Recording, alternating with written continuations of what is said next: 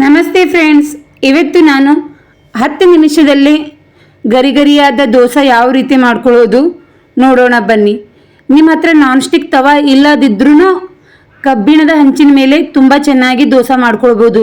ಸ್ವಲ್ಪನೂ ಅಂಟುವುದಿಲ್ಲ, ಮುರಿಯುವುದಿಲ್ಲ. ನೀವು ನೋಡ್ತಾ ಇರ್ಬೋದು, ತುಂಬಾ ಚೆನ್ನಾಗಿ ಬರುತ್ತೆ. ನಾನ್ ಸ್ಟಿಕ್ ತವಾದಲ್ಲಿ ಇನ್ನೂ ಚಿಕ್ಕದಾಗಿ ಬರುತ್ತೆ, ಆದರೆ ಕಬ್ಬಿಣ ತವಾದಲ್ಲಿ ತುಂಬಾ ದೊಡ್ಡದಾಗಿ ಹೋಟೆಲ್ನಲ್ಲಿ ಯಾವ ರೀತಿ ಸಿಗುತ್ತೆ ಅದೇ ರೀತಿ ಮಾಡ್ಕೊಳ್ಬೋದು. ವಿಡಿಯೋ ಕೊನೆಯವರೆಗೂ ನೋಡಿ, ನಿಮಗೆ ಅರ್ಥವಾಗುತ್ತೆ. ಯಾವ ರೀತಿ ಮಾಡೋದು ನೋಡೋಣ ಬನ್ನಿ. ನೋಡಿ, ದೋಸೆ ಎಷ್ಟೊಂದು ಚೆನ್ನಾಗಿ ಬಂದಿದೆ, ಹಾಗೂ ಕಲರ್ ಅಂತೂ ತುಂಬ ಚೆನ್ನಾಗಿ ಬರುತ್ತೆ, ಹಾಗೂ ಕ್ರಿಸ್ಪಿನೂ ತುಂಬ ಇರುತ್ತೆ. ಬನ್ನಿ ಈ ದೋಸೆ ಯಾವ ರೀತಿ ಮಾಡ್ಕೊಳ್ಳೋದು ನೋಡೋಣ. ಮೊದಲು ನಾನಿಲ್ಲಿ ಒಂದು ಮಿಕ್ಸರ್ ಜಾರನ್ನು ತಗೊಂಡಿದ್ದೀನಿ. ಅದಕ್ಕೆ 1 ಕಪ್ ಚಿರೋಟಿ ರವೆ ಹಾಕೊಳ್ತಾ ಇದ್ದೀನಿ. ನೋಡಿ, ನೀವು 1 ಕಪ್ ಆದರೂ ಹಾಕೊಳ್ಬೋದು, 2 ಕಪ್ ಆದರೂ ಹಾಕೊಳ್ಬೋದು. 1 ಕಪ್ ಹಾಕೊಂಡ್ರೆ ಒಂದು 5 ರಿಂದ 6 ದೋಸೆ ಮಾಡ್ಕೊಳ್ಬೋದು. ನೋಡಿ, 1 ಕಪ್ ರವೆಗೆ ಒಂದು 2 ಸ್ಪೂನ್ ಗೋಧಿ ಹಿಟ್ಟು ಹಾಕೊಳ್ತಾ ಇದ್ದೀನಿ. ಹಾಗೆ ಒಂದು 2 ಚಮಚ ಕಡಲೆ ಹಿಟ್ಟು ಹಾಕೊಳ್ತಾ ಇದ್ದೀನಿ. ನೋಡಿ, ಅಳತೆ ಸರಿಯಾಗಿ ನೋಡ್ಕೊಳ್ಳಿ. 2 ಚಮಚ ಕಡಲೆ ಹಿಟ್ಟು ಹಾಕೊಂಡ್ರೆ ಸಾಕು. ಇದಕ್ಕೆ ಒಂದು ಸಣ್ಣ ಕಪ್ಪಿನಿಂದ ಒಂದು ಅರ್ಧ ಕಪ್ ಮೊಸರು ಹಾಕೊಳ್ತಾ ಇದ್ದೀನಿ. ನೀವು ಹುಳಿ ಬಂದಿರೋದಿದ್ರೆ ಒಂದು ಅರ್ಧ ಕಪ್ ಸಾಕಾಗುತ್ತೆ, ಇಲ್ಲದಿದ್ದರೆ 1 ಕಪ್ ಹಾಕೊಂಡ್ರೂ ನಡೆಯುತ್ತೆ. ಇವಾಗ ನೀರು ಸ್ವಲ್ಪನೇ ಹಾಕ್ಕೊಂಡು ಇದನ್ನು ರುಬ್ಕೊಳ್ಬೇಕು. ನೋಡಿ, ಈ ರೀತಿ ಗಟ್ಟಿಯಾಗಿ ರುಬ್ಕೊಳ್ಳಿ. ಒಂದೇ ಸಲ ನೀವು ನೀರು ಹಾಕೊಳ್ಳೋಕೆ ಹೋಗಬೇಡಿ. ಇದು ಸ್ವಲ್ಪ ಕಲರ್ ಚೇಂಜ್ ಆಗಿದೆ. ರವೆ ರುಬ್ಬಿದ ನಂತರ ತುಂಬಾ ವೈಟಾಗಿ ಬರುತ್ತೆ. ನೋಡಿ, ನೀವು ಸ್ವಲ್ಪ ಸ್ವಲ್ಪ ನೀರನ್ನು ನೋಡಿಕೊಂಡು ಹಾಕ್ಕೊಂಡು ರುಬ್ಕೊಳ್ಬೇಕು. ಒಂದೇ ಸಲ ಹಾಕೊಳ್ಳೋಕೆ ಹೋಗಬೇಡಿ. ನೀವು ನೋಡ್ತಾ ಇರ್ಬೋದು, ಈ ಹದಕ್ಕಿದ್ರೆ ಸಾಕು. ಇವಾಗ ಇದಕ್ಕೆ ರುಚಿಗೆ ತಕ್ಕಷ್ಟು ಉಪ್ಪನ್ನು ಹಾಕೊಳ್ತಾ ಇದ್ದೀನಿ. ನೀವು ಉಪ್ಪು ನೋಡ್ಕೊಂಡು ಹಾಕೊಳ್ಳಿ. ಒಂದು 2 ಸ್ಪೂನ್ ಸಕ್ಕರೆ ಹಾಕೊಳ್ತಾ ಇದ್ದೀನಿ. ಸಕ್ಕರೆ ಹಾಕುವುದರಿಂದ ದೋಸೆ ತುಂಬ ಚೆನ್ನಾಗಿ ಕಲರ್ ಬರುತ್ತೆ. ನೋಡಿ, 1 ಸ್ಪೂನ್, ಇನ್ನೊಂದು ಸ್ಪೂನ್ ಹಾಕೊಳ್ತಾ ಇದ್ದೀನಿ. ಇದೇನು ರುಚಿ ಆಗುವುದಿಲ್ಲ, ಆದರೂ ದೋಸೆ ತುಂಬ ಚೆನ್ನಾಗಿ ಬರುತ್ತೆ. ಇವಾಗ ನಾನು ಇಲ್ಲಿ ಒಂದು ಅರ್ಧ ಸ್ಪೂನ್ ಅಡಿಗೆ ಸೋಡಾ ಹಾಕೊಳ್ತಾ ಇದ್ದೀನಿ, ತಿಂಬ ಸೋಡಾ. ನೋಡಿ, ಇವಾಗ ಒಂದು 2 ನಿಮಿಷ ರುಬ್ಕೊಳ್ಳಿ. ಜಾಸ್ತಿ ಏನು ರುಬ್ಬೋದು ಬೇಕಾಗುವುದಿಲ್ಲ. 2 ನಿಮಿಷ ರುಬ್ಬಿದ ನಂತರ ನೀವು ನೋಡ್ತಾ ಇರ್ಬೋದು, ಈ ಹದಕ್ಕಿದ್ರೆ ಸಾಕು.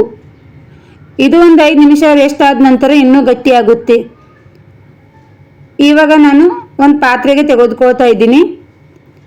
ರುಬ್ಬಿರೋದೆಲ್ಲನೂ ಇದಕ್ಕೆ ಹಾಕ್ಕೊಂಡು ಸ್ವಲ್ಪ ಮಿಕ್ಸ್ ಮಾಡ್ಕೊಳ್ಳಿ. ಒಂದು 2 ನಿಮಿಷ ಮಿಕ್ಸ್ ಮಾಡಿಕೊಂಡ್ರೆ ಸಾಕು. ನಾವು ಮೊದಲೇ ಎಲ್ಲವನ್ನು ಹಾಕಿ ಮಿಕ್ಸರ್ನಲ್ಲಿ ರುಬ್ಬಿರೋದರಿಂದ ಜಾಸ್ತಿ ಹೊತ್ತು ಮಿಕ್ಸ್ ಮಾಡೋದೇನು ಬೇಕಾಗುವುದಿಲ್ಲ. ನೋಡಿ, ಈ ಹದಕ್ಕಿದ್ರೆ ಸಾಕು. ಇವಾಗ ಒಂದು 5 ನಿಮಿಷ ನೆನೆಯಲು ಬಿಡಿ. 5 ನಿಮಿಷ ನೆನೆದ್ರೆ ಸಾಕು. ಹಿಟ್ಟು ತುಂಬ ಚೆನ್ನಾಗಿ ನೆನೆದಿರುತ್ತೆ, ಹಾಗೂ ಸ್ವಲ್ಪ ಗಟ್ಟಿಯಾಗೂ ಬರುತ್ತೆ. ರವೆ ಇರುವುದರಿಂದ ಸ್ವಲ್ಪ ಗಟ್ಟಿಯಾಗುತ್ತೆ, ನೀವು ನೋಡ್ತಾ ಇರ್ಬೋದು. ಇವಾಗ ಗ್ಯಾಸ್ ಮೇಲೆ ಒಂದು ತವಾನಿಟ್ಟು ಕಾಯಲು ಬಿಡಿ. ನೋಡಿ, ತವ ಚೆನ್ನಾಗಿ ಕಾದ ನಂತರ ಸ್ವಲ್ಪ ನೀರನ್ನು ಚಿಮ್ಕುಡಿಸಿ ಒಂದು ಕಾಟನ್ ಬಟ್ಟೆಯಿಂದ ಸುಟ್ಕೊಳ್ಳಿ. ಈ ರೀತಿ ಮಾಡುವುದರಿಂದ ತವ ಸ್ವಲ್ಪ ತಣ್ಣಗಾಗುತ್ತೆ. ನೀವು ಎಣ್ಣೆ ಮೊದಲೇ ಹಚ್ಚಲಕ್ಕೆ ಹೋಗಬೇಡಿ, ಏಕೆಂದರೆ ಎಣ್ಣೆ ಹಚ್ಚಿದ್ರೆ ದೋಸೆ ಅಷ್ಟೊಂದು ಚೆನ್ನಾಗಿ ಮಾಡ್ಕೊಳಕ್ಕೆ ಬರುವುದಿಲ್ಲ. ಅದಕ್ಕೋಸ್ಕರ ನೋಡಿ, ನಿಮಗೆ ಎಷ್ಟು ತೆಳು ಬೇಕೋ ಅಷ್ಟು ತೆಳುವಾಗಿ ದೋಸೆ ಮಾಡ್ಕೊಳ್ಬೋದು. ಇವಾಗ ಮೇಲಿಂದ ಸ್ವಲ್ಪ ತುಪ್ಪ ಅಥವಾ ಎಣ್ಣೆ ನಿಮಗೆ ಏನು ಬೇಕೋ ಅದನ್ನು ಹಚ್ಕೊಳ್ಳಿ. ಒಂದು 2 ನಿಮಿಷ ಬಿಡಿ. 2 ನಿಮಿಷ ನಂತರ ಕಲರು ಯಾವ ರೀತಿ ಚೇಂಜ್ ಆಗಿದೆ ನೋಡಿ. ಸ್ವಲ್ಪನೂ ಅಂಟುವುದಿಲ್ಲ, ಮುರಿಯುವುದಿಲ್ಲ. ನೀವು ನೋಡ್ತಾ ಇರ್ಬೋದು ದೋಸೆನೂ ಎಷ್ಟೊಂದು ಚೆನ್ನಾಗಿ ಬಂದಿದೆ ಅಂತ. ಇದು ನೀವು ಕಾಯಿ ಚಟ್ನಿ, ಶೇಂಗಾ ಚಟ್ನಿ ಜೊತೆನೂ ತುಂಬ ಚೆನ್ನಾಗಿರುತ್ತೆ. 2 ಕಡೆನೂ ತುಂಬ ಚೆನ್ನಾಗಿ ಕಲರ್ ಬಂದಿರುತ್ತೆ. ನಾವು ಸಕ್ಕರೆ ಹಾಕಿರುವುದರಿಂದ ತುಂಬ ಚೆನ್ನಾಗಿ ಬರುತ್ತೆ. ನಾನು ಇನ್ನೊಂದು ದೋಸೆ ಮಾಡಿ ತೋರಿಸ್ತಾ ಇದ್ದೀನಿ ನೋಡಿ. ಇನ್ನೊಂದು ಸಲ ಕ್ಲೀನಾಗಿ ಸುಟ್ಕೊಂಡು ಸ್ವಲ್ಪ ಬ್ಯಾಟರ್ ಹಾಕ್ಕೊಳ್ಳಿ. ನೋಡಿ, ಈ ರೀತಿ ಎಷ್ಟು ತೆಳು ಬೇಕೋ ಅಷ್ಟು ತೆಳುವಾಗಿ ಮಾಡ್ಕೊಳ್ಳಿ. ನಿಮಗೆ ಲೇಯರ್ ಆಗಿ ಕಾಣಿಸ್ತಾ ಇರ್ಬೋದು. ಈ ರೀತಿ ಮಾಡ್ಕೊಂಡ ನಂತರ ಇದಕ್ಕೆ ನೀವು ಬೆಣ್ಣೆ, ತುಪ್ಪ, ಎಣ್ಣೆ ಏನು ಬೇಕಾದರೂ ಹಚ್ಕೊಳ್ಬೋದು. ನಾನು ಇದಕ್ಕೆ ತುಪ್ಪ ಹಾಕೋತಾ ಇದ್ದೀನಿ. ನೀವು ಎಣ್ಣೆ ಹಚ್ಚಿದ್ರೂ ನಡೆಯುತ್ತೆ.